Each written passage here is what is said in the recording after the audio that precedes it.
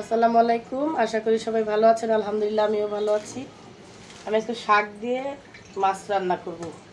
এখানে নিয়েছি কিছু কলমি শাক। কলমি শাকটা কিছু নিলাম। আর এই যে এখানে কিছু পুঁটি মাছ আমি ধুয়ে রাখছিলাম, এটাও নিলাম।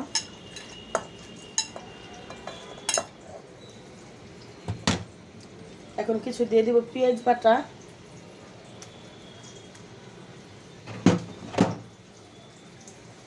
জিরা বাটা, রসুন বাটা, কাঁচামরিচ বাটা,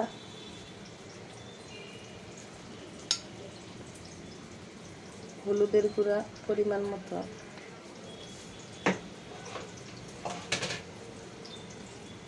আর একটু মরিচের গুঁড়া দিয়ে দিলাম।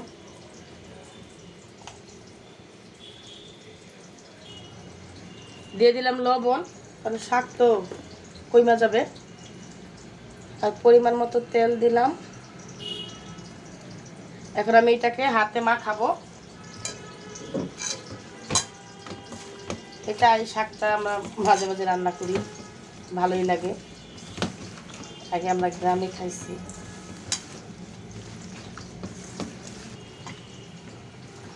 এখন এই যে শাকটাকে একটু মাখাইছি, মাখানো শেষ। মানে অল্প করে একটু পানি দিয়ে দিব। শাক তো অত পানি লাগবে না, তারপর একটু পানি দিয়ে দিব।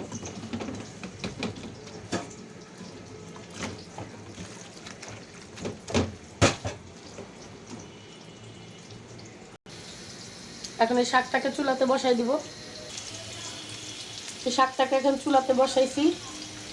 আর এখানে ডাল বাগার দিব, এই জন্য ডালের জন্য পেঁয়াজ আর রসুন ভেজে নিচ্ছি। এখন শাকটাকে একটু ঢেকে দিব। আর যে এক চুলায় যে ডাল বাগার দিচ্ছিলাম, এই ডাল বাগার দিয়ে ফেলছি, এখন নামাই ফেলবো। এখানে ফ্রাই প্যানটা বসাই দিছি। এখন এখানে কিছু তেল দিয়ে দিচ্ছি। আর একটু জালি কুমড়া ভাজি করব, এই জন্য আমি আগে থেকে কিছু পেঁয়াজ কেটে রাখছিলাম। পেঁয়াজটা ভাজা হোক। পেঁয়াজটা দিছিলাম, পেঁয়াজটা এখন ভাজতেছি। আর 2-3টা জিরা দিয়ে দিব, কারণ ভাজির মধ্যে জিরা দিলে একটা অন্যরকম ঘ্রাণ আসে। আর এখানে কিছু জালি কুমড়া আমি আগে থেকে মেশিনে তুলে রাখছিলাম, কারণ ওদের দেখাইলে অনেক ভিডিও লম্বা হবে। এটা এখন দিয়ে দিচ্ছি। দিয়ে দিলাম সবগুলা। অল্প হয়ে যাবে, এখন আপাতত বেশি লাগতেছে। এখন দিব একটু হালকা করে একটু হলুদ দিয়ে দিচ্ছি। এখন লাড়া দিয়ে দিব। এই যে এখন ভাজিটাকে একটু লাড়া দিচ্ছি। লবণ দিলাম না আগেই, কারণ লবণ আমি আগে লবণ দিয়ে মাখাই কিছুক্ষণ রাখছিলাম, যদি লবণ লাগে আমি পরে দেখে দিব। লবণ বেশি হলে আবার বেশি ভালো লাগে না। আর এই যে আমার তরকারি। আরেক চুলায় হচ্ছে পুঁটি মাছ দিয়ে কলমি শাক। লবণ একটু কমই দিছিলাম, কারণ শাক তো। এই তরকারিটা হয়ে আসছে। এখন এই তরকারিটা আমি নামাই ফেলবো। এই যে আপনাদেরকে দেখাইলাম। কে কিরকম করে খান বলবেন। আমরা মাঝে মাঝেই হালকা পাতলা রান্না করে খাই।